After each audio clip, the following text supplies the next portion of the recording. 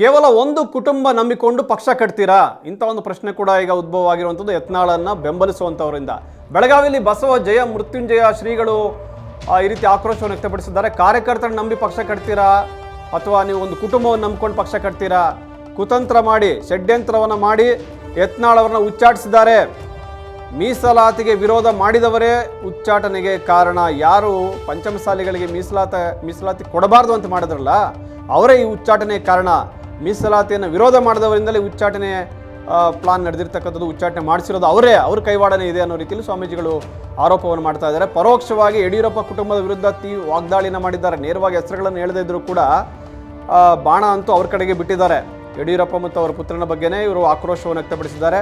ಮೊದಲಿಂದಲೂ ಕೂಡ ಜಯ ಮೃತ್ಯುಂಜಯ ಶ್ರೀಗಳು ಯತ್ನಾಳ್ ಅವರ ಜೊತೆಗೆ ನಿಂತಿದ್ದರು. ಯಾಕೆಂದರೆ ಮೃತ್ಯುಂಜಯ ಸ್ವಾಮೀಜಿಗಳ ಒಂದು ಹೋರಾಟಕ್ಕೆ, ಪಂಚಮಸಾಲಿ ಮೀಸಲಾತಿ ಹೋರಾಟದ ವಿಚಾರದಲ್ಲೂ ಕೂಡ ಯತ್ನಾಳ್ ಅವರು ಅವ್ರ ಜೊತೆ ನಿಂತ್ಕೊಂಡಿದ್ದರು.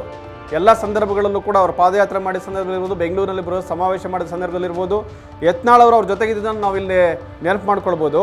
ಹೀಗಾಗಿನೇ ಈಗ ಯತ್ನಾಳ್ ಅವ್ರಿಗೆ ಆಗಿರುವಂಥ ಅನ್ಯಾಯದ ಬಗ್ಗೆ ಅವರ ಬೆಂಬಲಿಗರೇನು ಧ್ವನಿ ಎತ್ತಾ ಇದ್ರು, ಅದಕ್ಕೆ ಜಯ ಮೃತ್ಯುಂಜಯ ಶ್ರೀಗಳು ಕೂಡ ಧ್ವನಿಗೂಡಿಸಿದ್ದಾರೆ. ಕಾರ್ಯಕರ್ತರನ್ನ ನಂಬಿ ಪಕ್ಷ ಕಟ್ತೀರಾ ಅಥವಾ ನೀವು ಒಂದು ಕುಟುಂಬ ನಂಬಿಕೊಂಡು ಪಾರ್ಟಿ ಕಟ್ತೀರಾ ಅಂತೇಳಿ ಖಾರವಾಗಿ ಅವರು ಒಂದು ಪ್ರತಿಕ್ರಿಯೆಯನ್ನು ಕೊಟ್ಟಿದ್ದಾರೆ. ಕುತಂತ್ರ ಷಡ್ಯಂತ್ರ ಮಾಡಿ ಯತ್ನಾಳ್ ಅವರನ್ನ ಉಚ್ಚಾಟಿಸಿದ್ದಾರೆ ಅಂತೇಳಿ ಅವರು ಆರೋಪವನ್ನು ಮಾಡ್ತಾ ಇದ್ದಾರೆ. ಸತ್ಯದ ಪರವಾಗಿ ಮಾತನಾಡುವಂಥವ್ರು, ಅನಿಷ್ಟವಾಗಿ ಮಾತಾಡುವಂಥವರಿಗೆ ಏನಪ್ಪ ಅಸತ್ಯವಂತರಿಗೆ ಕಾಲಿದೆಯಲ್ಲ, ಸತ್ಯವಂತರ ಕಾಲ ಅಂತ ಮನಸ್ಸಿನ ಹೋಗೋದು ಸಹಜ.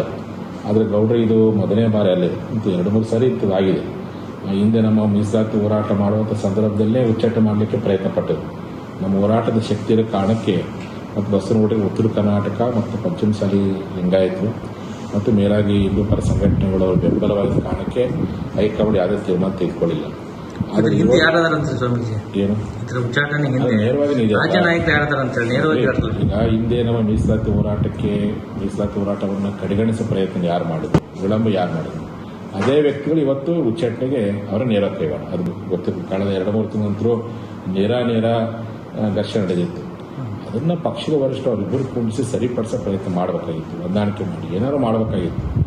ಉಚ್ಚಾಟನೆ ಮಾಡುವಂಥ ಕೀಳು ಮಟ್ಟಕ್ಕೆ ಕೇಂದ್ರ ಬಿಜೆಪಿ ಶಿಸ್ತು ಪಾಲನಾ ಸಮಿತಿಯವರು ಕುತಂತ್ರಕ್ಕೆ ಒಳಪಟ್ಟು ಮಾಡಿದ್ರೆ ಅಂತ ಅನ್ಸುತ್ತೆ. ಇದು ಬಹುತೇಕ ಮೋದಿಯವರಿಗೂ ಮತ್ತು ಅಮಿತ್ ಶಾ ಗಮನಕ್ಕೆ ಬಂದಿಲ್ಲ. ಬಂದಿದ್ರೆ ಅವರೇನು ಬಹುತೇಕ ತಡೆ ಹಿಡಿದಿದ್ದು ಕಾಣಿಸುತ್ತೆ. ಅವ್ರು ಯಾವುದಕ್ಕೂ ಗಮನಕ್ಕೆ ಬಾರದ ರೀತಿಯಲ್ಲಿ